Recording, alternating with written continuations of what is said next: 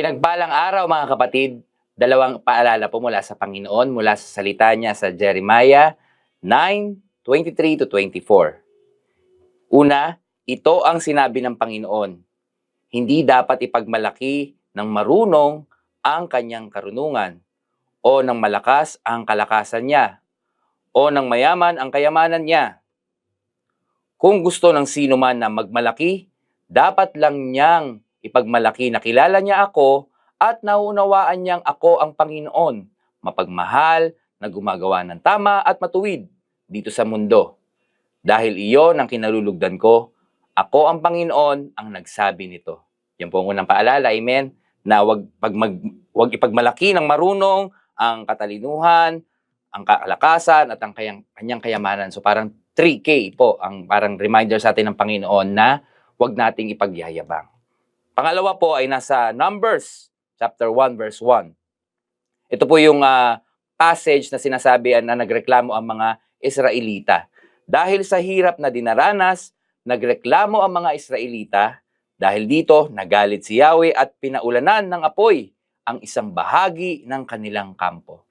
Okay, so sa mga reminders po sa atin ng Panginoon ngayong araw na ito, unang-una po ay huwag nating ipagmalaki ang mga bagay na kadalasan ay nagiging source ng pagmamataas ng isang tao, amen? Yung pong katalinuhan, kalakasan, at saka kayamanan. Instead po, ang sabi ng Panginoon, kung gusto ng sino man na magmalaki, dapat lang na ipagmalaki niya, nakilala niya ako. Ang una po nating maging highlight ng ating buhay, amen, at lahat ng ating effort para mapalawak pa ay ang ating pagkakakilala sa Panginoon. Hindi po yung ating kayamanan, katalinuhan at kalakasan. Dahil po yan talaga yung madalas at automatic na pinagmamalaki lagi ng bawat tao. At pangalawa po, yung pong sinabi dito sa Numbers na yung ang mga Israelita, nung sila ay nakaranas ng kahirapan, amen, ay sila ay nagreklamo. Kadalasan po kasi, even Christians, even tayo po na matagal na sa pananampalataya, ay may pagkakataon pa rin na talagang napapa-complain na lang. No? Minsan ay akala natin ito ay parang negative feedback. Subalit, every time that when we complain, meron pong isang parte sa ating isip na nagsasabi na tayo ay nagiging resentful. At katotohanan po niyan, hindi po ito sa pagmamaliit. Nakakababa po ito or nakakapurol ng pag-iisip pag tayo po ay nagrereklamo. Bakit po? Meron pong sa science po, meron pong isang parte ng ating isip na nagiging alert.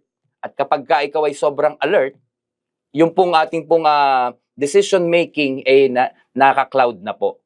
That's why instead, ang sabi po ng Panginoon sa Deuteronomy 8:18, alalahanin niyo si Yahweh ang inyong Diyos na nagbigay sa inyo ng lakas upang yumaman kayo. Lagi po nating alalahanin ng Panginoon at i-acknowledge siya sa ating buhay instead na yung ating sarili or yung situation natin na ating kinarereklamuhan. Amen? Tayo po'y manalangin. Salamat, Panginoon, sa bawat araw and even unto this day, Panginoon, na kami ay ni-remind mo, muli mong pinaalalahanan, Panginoon, na ikaw ang Diyos na enough at tunay na sapat, Panginoon, at higit pa na tunay na nagbibigay, Panginoon, sa amin ng kalakasan, ng kabuhayan at prosperity sa aming buhay. At maging kagalingan, Panginoon, sa aming mga pisikal at spiritual, Panginoon, na buhay, O God. Salamat po, Panginoon. Ang araw na ito ay tunay naming dinededicate sa iyo in the mighty name of Jesus. Amen. Salamat po.